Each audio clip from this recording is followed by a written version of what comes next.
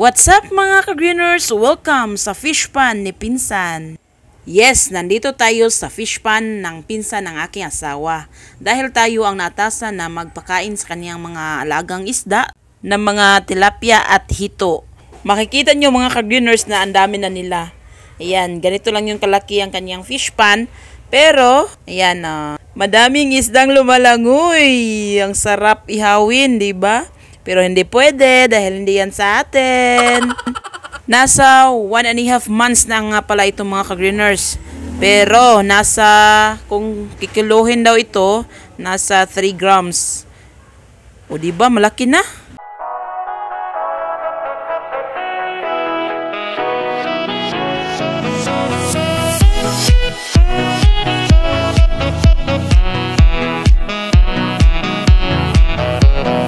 Nakakaaliw na silang tingnan, oh. Ang dami.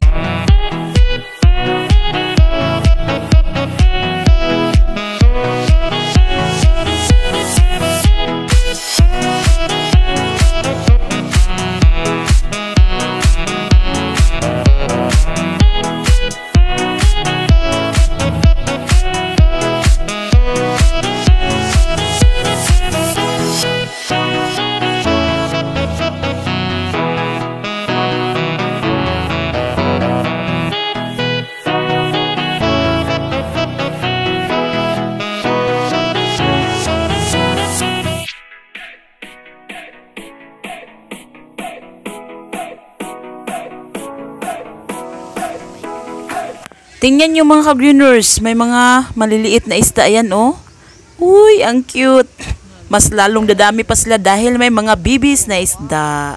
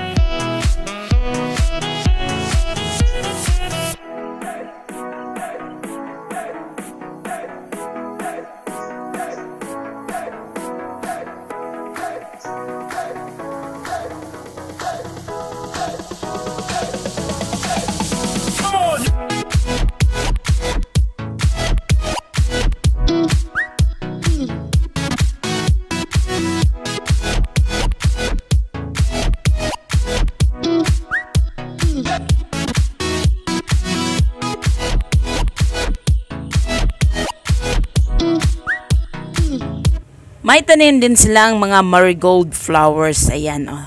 Tingnan nyo ang ganda ng marigold kapag namumulaklak sila lahat. Ito ay nasa harapan ng fish pan. Yan, oh. Ganda, diba? Namiss ko tuloy yung aking mga pananim.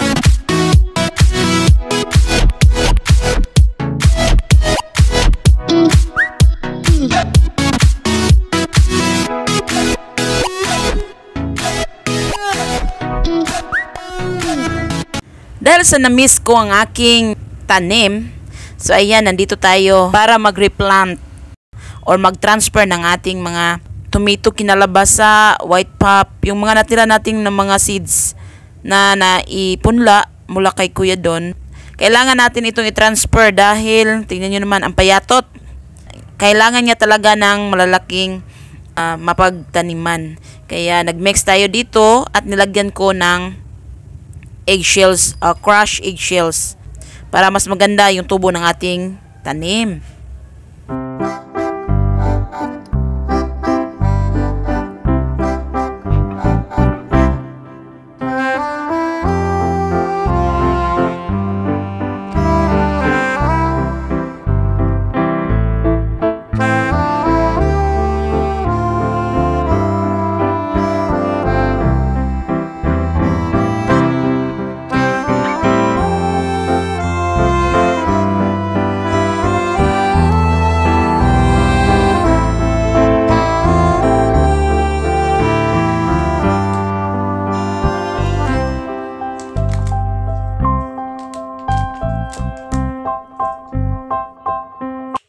Ito ang dahilan kung bakit kailangan ko silang ilipat tanim sa mga plastic cups. Kita nyo naman mga ka-greeners ang kanyang ugat. Parang di niya gusto dito sa seedling tray. Kaya kailangan ko talaga silang i-transfer para magkaroon sila ng magandang ugat. At para maganda din ang kanilang tubo.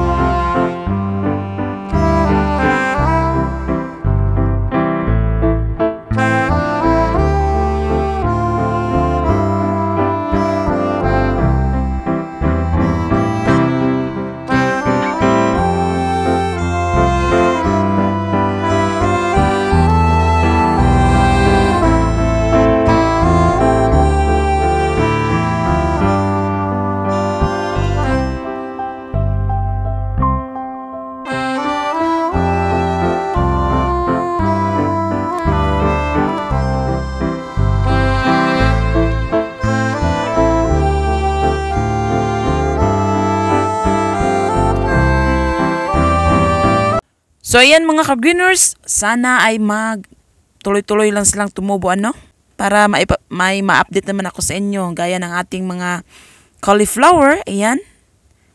Ganyan. So ginawa ko ganyan na idea or nag-try ako dito sa aking cauliflower. Meron na nga pala itong bunga mga ka-greeners kaya ginaganyan ko lang dahil try natin kung hindi ba siya kakainin ng mga uod. So ganyan ko na lang yung mga ginagawa ko.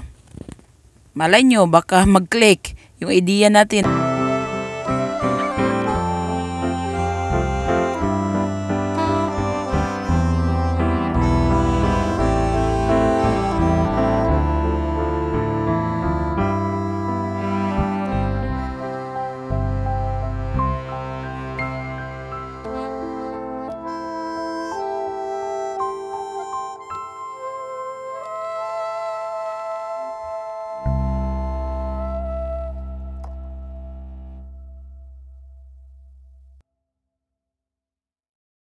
Ay, may nakapasok na uod. Sayang Kahit may nakapasok ay tinitirik lang natin ito mga ka-greeners. At sana hindi talaga niya kainin lahat. Nagpapasalamat pa rin tayo na kahit papaano ay napabunga natin ang ating cauliflower.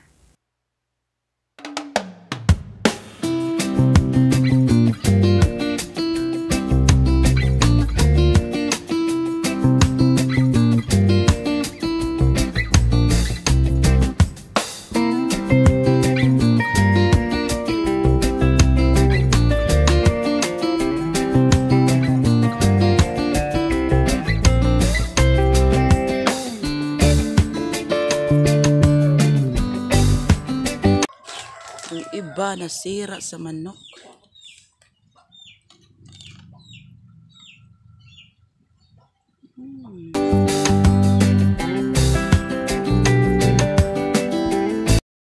Ito nga pala ang ating mga bawang mga ka-greeners. Ayan At saka yung ating onions at saka ang ating alugbati. So kailangan na nating anihin itong ating alugbati para may magamit na tayo sa ating hapunan or tanghalian.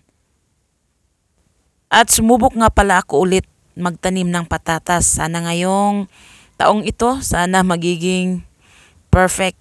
Ay hindi naman sa masasabi natin perfect, sana may maanay tayo. Para naman may pakita ko sa inyo yung maaani natin. Hoping and praying na ibibigay sa atin yan ni Lord. Ito na nga ang ating crushed eggshells. So, lalagyan natin itong mga bawang natin para may nutrients naman sila na makukuha galing sa ating crushed eggshells. Ayan binububod ko lang ito mga ka-greeners. At saka, gumagamit tayo dito ng pang mix ng ating mga crushed eggshells. Ayan.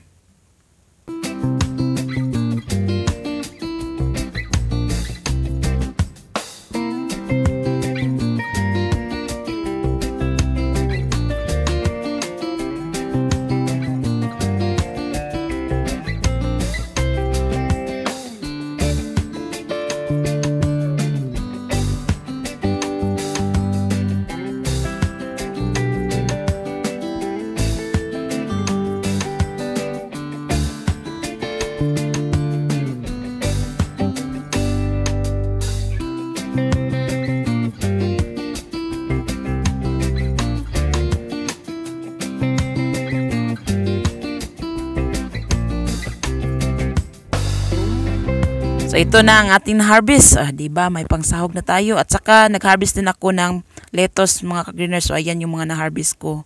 At saka, yes, ito yung ating sayote na ginawa natin ng balag. Ayan na siya umaakyat na yung isa.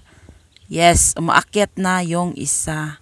Maghihintay lang tayo dito ng ilang buwan para magkaroon na sila ng bunga. Of course, with update yun mga ka-greeners para naman makita nyo yung kaganapan o yung mga nangyayari sa ating mga pananim. Ayan yung itsura ng aking paligid.